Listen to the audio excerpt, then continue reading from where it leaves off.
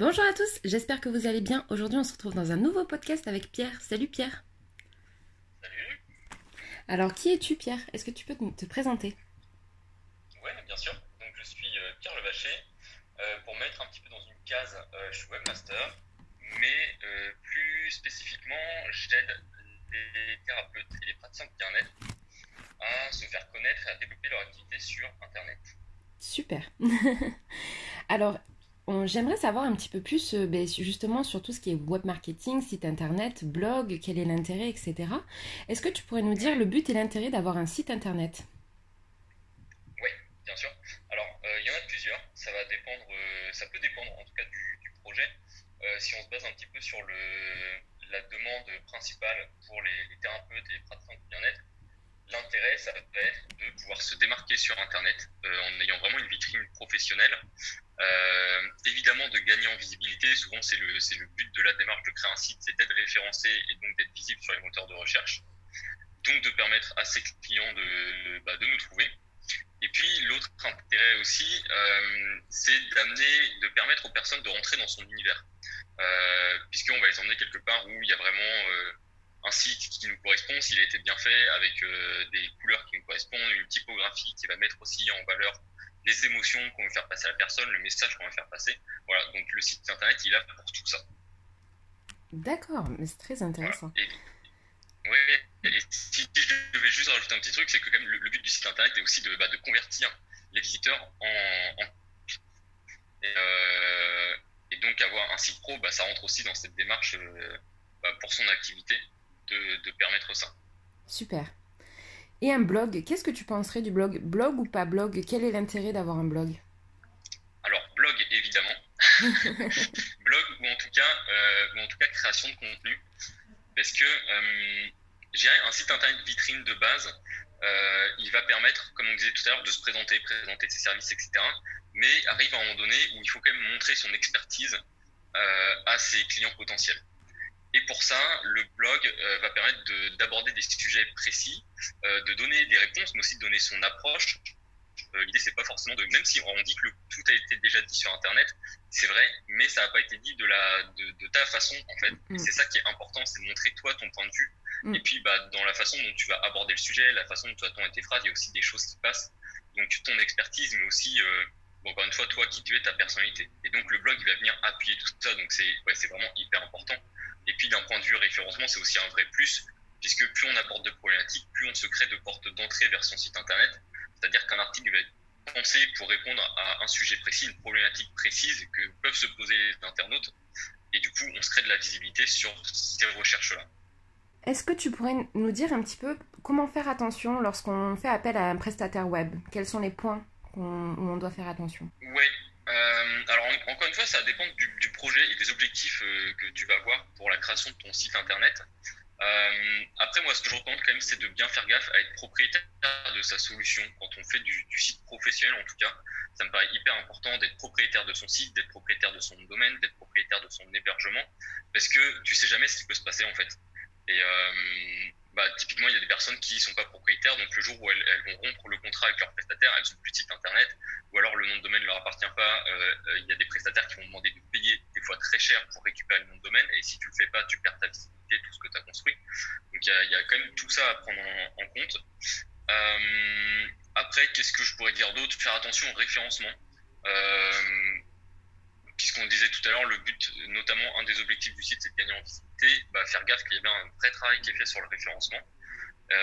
Et puis, ça va un petit peu avec se méfier aussi des offres qui vont être trop alléchantes. Parce que, typiquement, moi, c'est arrivé il n'y a pas longtemps, une prospect, en fait, qui avait refusé mon offre parce qu'elle me disait qu'elle allait trouver un prestataire qui faisait la même chose que moi, mais beaucoup moins cher. En fait, il se trouve que son site n'a aucune visibilité parce qu'il y a eu un travail sur le référencement inexistant. Donc voilà, faire gaffe à ça aussi. Et puis il y avait plein de petits trucs en plus sur son site, plein d'incohérences, etc. Mais peut-être que tu as vu l'analyse de site que j'avais fait Non, là-dessus. j'ai pas fait attention. Mais ok, mais Non. du coup j'en parle un petit peu. Donc voilà, je pense que c'est ce genre de choses auxquelles il faut faire vraiment attention, priorité. Donc D'accord. juste aller creuser toujours un petit peu plus que ce qu'il peut y avoir derrière les pages de vente. Pour vraiment pouvoir comparer en fait deux solutions, pas s'arrêter sur le prix parce que c'est un critère qui veut rien dire à lui tout seul, et vraiment aller chercher plus loin. D'accord. Oui, parce que sur ton site internet, en fait, tu proposes des analyses de sites pour montrer un petit peu les failles qu'il peut y avoir sur certains sites internet. Ou en tout cas, les Ouais, faiblesses, ouais, peut-être plus. c'est ça. D'ailleurs, il faudrait qu'on en reparle, mais je serais intéressé par le tien. Super. Quel est l'intérêt, en fait, d'avoir un site internet quand, face à ça, il y a les réseaux sociaux qui sont totalement gratuits et qui sont souvent beaucoup plus faciles à prendre en main? Ouais. Alors l'intérêt, il y en a plusieurs. Alors c'est pas vraiment l'intérêt du site internet par rapport aux réseaux sociaux, c'est plutôt que ils vont pas avoir le même but. Ça, je dirais, c'est la première chose. Un réseau social te permet de publier des choses régulièrement, de te faire connaître parce qu'il y a plein de monde dessus, donc c'est vraiment super pour développer sa communauté. Le problème, je dirais, c'est que tu publies des choses sans savoir si vraiment à ce moment précis, tu vas intéresser les personnes à qui tu t'adresses. Alors que le site internet, on en parlait tout à l'heure, quand tu te références notamment avec un blog sur des sujets précis, la personne, elle va faire une recherche en Google, elle va tomber sur ton site. Donc à ce moment-là, elle est déjà consciente qu'elle a un problème, elle est dans une recherche de solution et tu lui apportes une solution à ce moment-là. Donc en termes toi, de conversion, on va pas prendre les gens au même niveau. Euh, donc ça, je dirais que c'est le premier truc. Vraiment, c'est pas le même rôle. La deuxième chose, c'est que les réseaux sociaux t'appartiennent pas. Donc, si du jour au lendemain, tu te fais supprimer ton compte, tu vas perdre tes abonnés, ta visibilité. J'ai un client qui s'est arrivé avec 5000 abonnés sur son compte Facebook. Ça lui a fait mal. Donc, voilà, il faut quand même avoir conscience de ça. Et c'est pour ça que tout à l'heure aussi, on parlait des solutions propriétaires pour les sites internet. L'idée, c'est vraiment de ne pas mettre tous ces œufs dans le même panier, de toujours avoir une solution de repli. Alors, le site internet, pour ça, va permettre en fait de développer une mailing list parce que ta mailing list va t'appartenir contrairement aux réseaux sociaux. Donc, si tu as un problème un jour, tu as au moins une liste de contacts que tu peux recibler et continuer à échanger avec eux, etc. pour voir ton activité. Et le site internet, lui, permet justement de convertir les personnes par la création de contenu, de mettre des liens vers la newsletter, de proposer des téléchargements de ressources gratuites, etc. Voilà, ça c'est la deuxième chose. Et la dernière, c'est le cadre en fait. Parce que sur les réseaux sociaux, il y a beaucoup de distractions. Les gens ne sont pas dans ton univers. Même si avec tes publications, l'univers que tu as donné à tes profils, tu peux te démarquer un petit peu. La personne, si elle reçoit une notif au moment où elle consulte ton compte, elle va aller lire sa notif. Si elle reçoit un message, elle va répondre au message. Donc, c'est très dur de capter l'attention et de maintenir l'attention des internautes sur un réseau social. Donc l'idée, en fait, c'est que le réseau social, il doit être là pour sortir les gens du réseau social le plus vite possible, les emmener sur ton site, où là, en fait, tu maîtrises un petit peu plus ce qui se passe, ils sont dans ton univers, si tu as bien conçu ton site, et tu vas pouvoir les mener là où tu veux les mener, etc. Voilà, donc vraiment, les deux trucs sont complémentaires. D'accord. C'est très intéressant en tout cas et je suis bien d'accord avec toi au niveau des réseaux sociaux. C'est vrai que Instagram ou quoi, ils peuvent planter demain, on n'a plus rien. Si on n'a que des réseaux sociaux, ils peuvent disparaître du jour au lendemain. Il y a beaucoup de... comme à l'époque MSN, etc., qui ont planté du jour au lendemain, qui n'existaient plus. Donc ça peut aussi nous arriver en tant que créateur de contenu sur des réseaux sociaux de tout d'un coup ne plus rien avoir. Il y a aussi les changements d'algorithme qui peuvent arriver. Alors ça, c'est pas vrai que pour les réseaux sociaux. Ça peut aussi arriver sur Google. Il y a eu une grosse mise à jour en fin de 2019 sur l'algorithme de Google. Ça impacte, mais sur les réseaux sociaux aussi, il faut en avoir conscience. C'est que du jour au lendemain, ton contenu peut perdre beaucoup de visibilité juste parce qu'il y a un petit truc derrière. Donc voilà, encore une fois, ne pas mettre tous ces œufs dans le même panier. Il y a aussi une chose avec les réseaux sociaux, c'est que moi par exemple sur l'année 2019 j'ai été beaucoup moins là sur Instagram, sur Facebook, etc.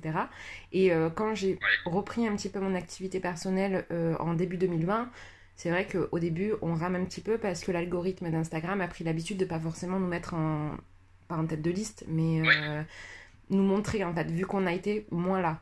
Donc du coup c'est vrai que les algorithmes, il faut être très présent, c'est vraiment un travail soutenu quand on est sur les réseaux sociaux, de devoir toujours poster quotidiennement, pratiquement, ou des choses comme ça.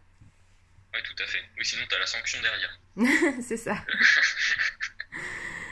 À quel moment tu penses qu'il est bien d'envisager de créer son site internet ? Alors, pour moi, le plus tôt possible. Il est jamais trop tôt pour commencer à développer sa visibilité. Je te vais faire des grands oui, mais... je dirais peut-être la seule chose, c'est quand même d'être un minimum positionné en fait. Parce que pour moi, l'intérêt du site internet, c'est ce que j'évoquais un peu tout à l'heure. L'intérêt, c'est vraiment de pouvoir plonger les personnes dans ton univers. Et si tu n'en as pas encore, à ce moment-là, je pense que ça vaut pas le coup en tout cas, d'aller vers une solution professionnelle, etc. Faire un petit site, ça peut être cool. Après, le positionnement, on n'est jamais positionné à fond, c'est un truc qui évolue tout le temps, mais donc il faut pas attendre vraiment de se dire je vais attendre d'avoir le positionnement parfait pour me lancer, mais en tout cas d'avoir un minimum de positionnement pour pouvoir se démarquer en fait et avoir vraiment une vraie image, une vraie identité, quoi. Euh, je sais que toi tu me disais que tu avais lancé justement ton blog assez tôt. Oui. Oui, et moi, c'est Ouais, vraiment quelque chose que je conseille quand j'ai des étudiants naturopathes qui viennent me voir de le lancer pendant leurs études. De lancer des réseaux sociaux et le site internet pendant leurs études parce que, au moins, déjà, quand vous vous installerez en tant que naturopathe, vous aurez déjà pas ça à penser. Ça sera déjà fait. Parce que quand on s'installe, on a beaucoup de choses à penser mais au niveau, voilà, de comment se faire connaître, etc. Et ça, au moins, c'est déjà fait. Il n'y a plus qu'à l'entretenir. C'est long aussi de créer un site internet, il faut bien prendre les choses en compte. Moi, je l'ai créé toute seule, mon site internet, donc moi j'ai mis plus de 2 mois, 3 mois à le créer concrètement, bien complètement, les textes, etc. Mais moi, je trouve ça très intéressant de le faire avant de se lancer, et je dirais bien même, voilà, 6 mois, 1 an avant ouais. de s'installer en tant que naturopathe. Je pense que c'est la bonne période et le bon moment pour commencer déjà un petit référencement, et etc. En Hmm. tout cas, je pense. Ok, bah, du coup, ouais, on est d'accord là-dessus. Et sur cette histoire de positionnement, du coup, toi, t'avais ce truc-là aussi. Bah, Est-ce que tu as des retours par rapport à ça? Euh, ben, moi, en fait, par rapport à mes réseaux sociaux, sans le vouloir, en fait, je me suis positionnée parce que j'ai créé mon compte Instagram en 2014 quand j'ai commencé mes études de naturopathe. Ok, Et en fait, il s'est un peu professionnalisé en fait au fil du temps, mais sans le vouloir vraiment. Enfin, parce qu'à l'époque, c'était vraiment très rare les comptes qui parlaient de naturopathie. Moi, j'en parlais parce que c'était ma passion et que je faisais des études là-dedans. Et du coup, moi, c'est assez professionnel. Mais en fait, ouais, je suis devenue. Enfin, mon compte Instagram s'est professionnalisé, alors qu'en fait, à la base, c'était vraiment un compte personnel où juste je partageais mes choses. ok. Donc, le positionnement, moi, je l'ai eu sans vraiment le vouloir, en fait. Ouais, mais c'est intéressant ce que tu dis, parce que c'est un truc que je remarque aussi, c'est qu'en fait, être dans une démarche de création de contenu, ça permet de se positionner. Parce qu'en Mm, fait, on est tout le temps amené à réfléchir sur des sujets et à se dire, mais comment je me positionne sur ce sujet précis. Et généralement, quand on parle de positionnement pour un entrepreneur, on va penser à un positionnement à l'échelle globale de l'entreprise. Mais en fait, en commençant par des petites choses, des petits sujets comme ça, bah, on travaille vachement sur soi et sur ce qu'on veut faire avec son activité. mm. Et je trouve que c'est une démarche du coup qui est vachement intéressante dans ce sens-là. Après, c'est vraiment du dev perso. Je trouve qu'on est vraiment là-dedans Ouais, grâce à la création de contenu. totalement, totalement. Totalement, c'est totalement ça. C'est compliqué aussi de...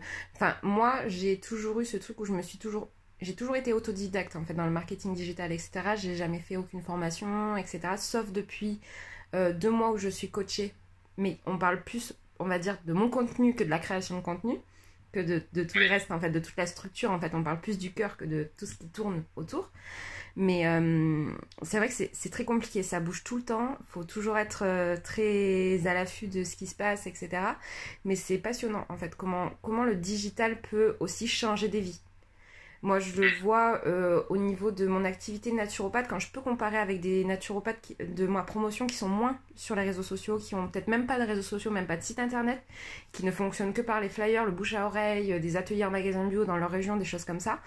Euh, Moi, par exemple, j'ai été beaucoup moins impactée par le confinement Covid-19 cette année bah oui. parce que mon activité, vu qu'elle est en partie digitalisée, elle n'est pas complètement digitalisée, mais c'est vrai que le fait d'être dans le digital, je trouve que ça change des vies complètement en fait. On a vraiment tout un angle de vue qui peut être différent de quand on est vraiment thérapeute Ouais, bien rural, sûr. on peut dire, ou en tout cas dans cette démarche-là. Et je trouve ça passionnant.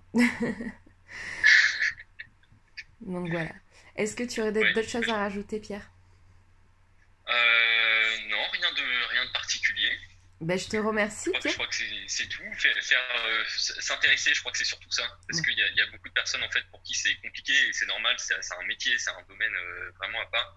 Mais du coup, prendre le temps de s'informer en tout cas et de pas prendre un truc, une solution à l'arrache parce que vraiment c'est de la perte de temps, ça peut être de la perte d'argent que de choisir une solution qui est pas adaptée avec un site qui va être à refaire au bout de 6 mois ou un an. Voilà, c'est vraiment pas du tout le truc. Voilà, vraiment faire ça, s'informer, ça me paraît hyper important quand on veut se lancer là-dedans dans la création de son site et dans le digital. Totalement. Totalement. Totalement d'accord. Surtout qu'il faut faire attention. Moi, je dirais, comme moi j'ai été formée en autodidacte, je rajouterais cette chose-là, c'est qu'il faut faire attention sur un site, il doit y avoir des choses obligatoires.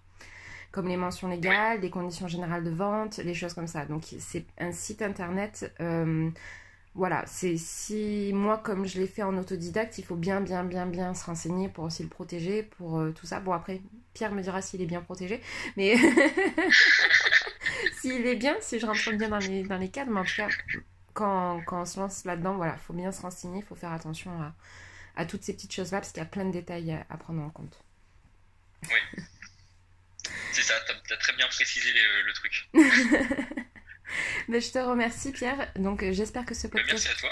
j'espère que ce podcast vous aura plu. On se retrouve bientôt pour un nouveau podcast. Au revoir.